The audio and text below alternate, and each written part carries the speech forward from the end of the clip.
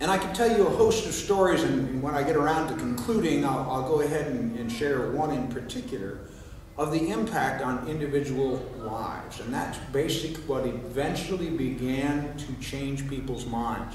When you can put a face on the issue, then even the most prejudiced of representatives, almost, don't get hard on me, not fit into that category, will listen. At least the middle 40% that can be persuaded and willing to listen. There's 30% who are with us no matter what. There are 30% who are against us no matter what, and that 40% in the middle is what sort of sways the majority at a given time. But anyway, as a result of some of these lobbying efforts, last year in the summer, we went through, starting earlier than the summer, back in February, the Secretary of Defense, well, it goes back to January, the President of the United States in the State of the Union said that he was going to push hard to get Don't Ask, Don't Tell repealed during 2010. And then at the beginning of February, the Secretary of Defense and the Chairman of the Joint Chiefs of Staff, Admiral Mike Mullen, testified before Congress. And Secretary Gates said, we have a plan. We want to do this in an orderly fashion. We're going to take a look at what all the policies and procedures are that we have, examine what the impacts are, and see if we can do this without harming military readiness. My personal belief is don't ask, don't tell is what was harming military readiness. We were kicking out talented, valuable people. One of the arguments was, well, if we repeal this, that's going to have an adverse effect on unit cohesion and morale. Well, my view of unit cohesion is, if you're my squad mate and you tell me something, you're telling me the honest truth, the whole truth. If you ask me and I'm working for you as a squad leader and you said, did you clean my weapon? Did I clean my weapon? And I should be giving you an honest answer. If I say, well, I didn't see any dirt in it, that could be for two reasons. One, I checked it and there wasn't any, or I didn't even look because I didn't see any dirt in it. That's equivocation. Unit cohesion is built on being able to rely on the integrity, on the word of the person that you're talking to, that you're working with. That's what unit cohesion is about. You're candid with the people that you're trying to bond with. In the extreme example, your life may depend on that. Have you checked to make sure all the ammo is squared away? It's all on board. Have you checked to make sure the vehicle works? Okay, because if it breaks down in a hot area, that's not a real good thing. So you need to be able to rely that on the word of the person that you're talking to.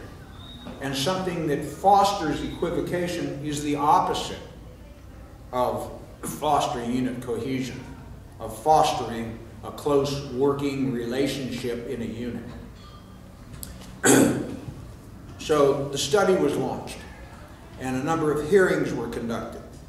And an unprecedented survey was conducted of members of the military. Some 150,000 of them responded to the survey with their assessments of how this might work or not. It's a little unusual for the military to go and ask the service members, what do you think about this policy that we're thinking about putting in place? But we went through that drill. During the course of the year, there was an attempt to put repeal as part of the Defense Authorization Act. Thanks to Senator John McCain and his adamancy that that would not happen, we lost by a couple votes. We had to get at least 60 votes in the Senate to stop the filibuster. He would not even let the bill be brought to the floor for debate. So time progressed. We eventually got the study that came out of the Department of Defense on the 30th of November. And lo and behold, the study said, yeah, we can do this.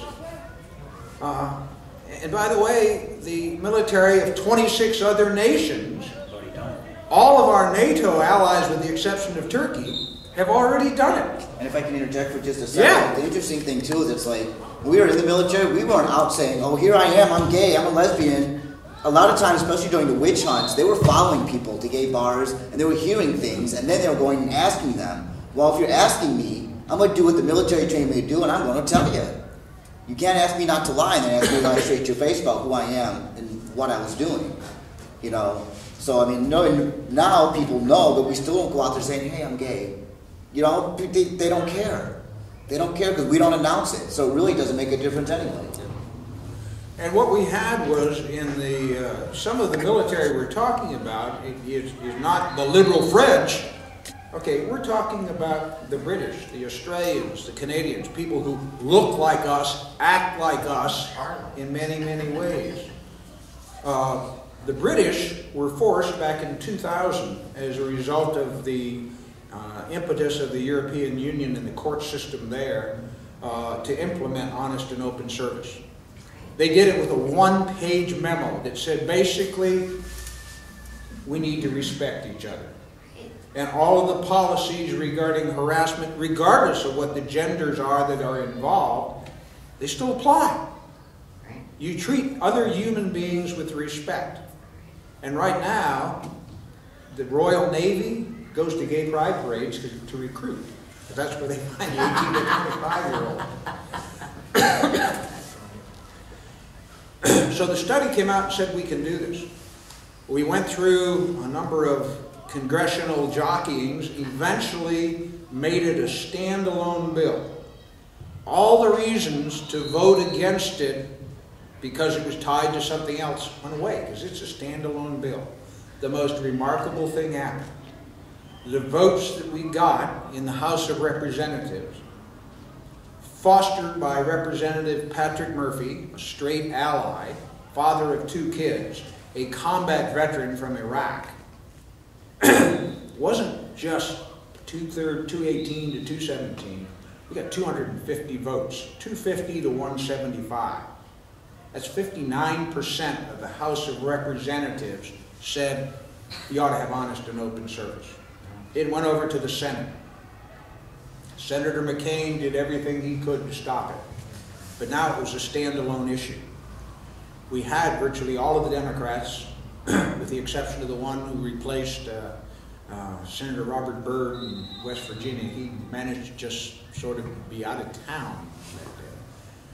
But thanks to some open-minded senators from Maine and a couple others, Scott Brown of Massachusetts, who came about, we got 65 votes in the Senate. So the vote there was 65 to 31. There were 4 senators who weren't around to vote. That's 68% of the Senate, which winds up being remarkably close to reflecting the roughly 75% of the U.S. population that said this is the right thing to do. So on the 22nd of December, I had the privilege of being back in Washington, D.C. To watch the President of the United States pick up the pen that signed the repeal of Don't Ask, Don't Tell. And some people said, it's over. Well, this is politics, so it's not quite over. What the repeal did, well, let me tell you what it didn't do, first of all. It did not have in it a clause of non-discrimination. What it simply did was undo the 1993 law and take the handcuffs off the Department of Defense that law had put on them and said, okay, it's no longer the law. Well, it's no longer the law once we go through and do a few other kinds of things. The steps to get repeal involve, and I'm looking at my notes here to make sure I get them all down here, the President, the Secretary of Defense, and the Chairman of the Joint Chiefs of Staff, the 3 senior members of the chain of command, have to go and ensure that the comprehensive review working group's report is in fact a reflection of a thorough analysis of the impact. Secondly, the Department of Defense has to prepare the policies and the procedures that would implement this. And some of these involve what kind of benefits, the ability to put the next of kin on your the proper form for the notification, would address what the policies and procedures might be regarding housing arrangements, major concern of folks. Quite frankly, with the Defensive Marriage Act in place, there's severely limited as to what that would be. And then they have to certify that the necessary policies and procedures are in place to ensure that unit readiness, military effectiveness, unit cohesion, we talked about earlier, as well as recruiting and retention will not be adversely impacted. Quite frankly, I think they should be able to certify that they're going to be more effective than they were before. And then once they've done that, there's a 60-day waiting period before the full repeal goes into effect. In the meantime, we're now at 124 days after the President signed the law. We still have service members, some of them, many of them, still serving in Afghanistan or Iraq, in harm's way there and in other places around the world, who could be fired because the law is not implemented yet for who they are. If you add that to the stress that you hear about of post-traumatic stress disorder, the other things that people face when they're in combat, this other burden that they're carrying, sometimes that's a very debilitating set of pressures. And we do have service members who commit suicide. They just can't take it. And quite frankly, it can be very stressful.